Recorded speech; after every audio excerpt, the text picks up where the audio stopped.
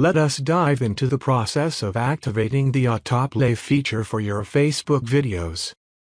If you find that your videos are not playing automatically when you open the Facebook application, you can rectify this situation by tapping on the menu button located at the bottom right corner of the screen. Scroll down and expand the Settings and Privacy section,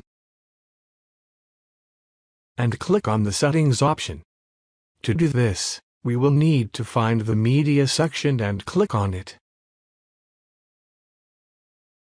This is where the Autoplay option resides.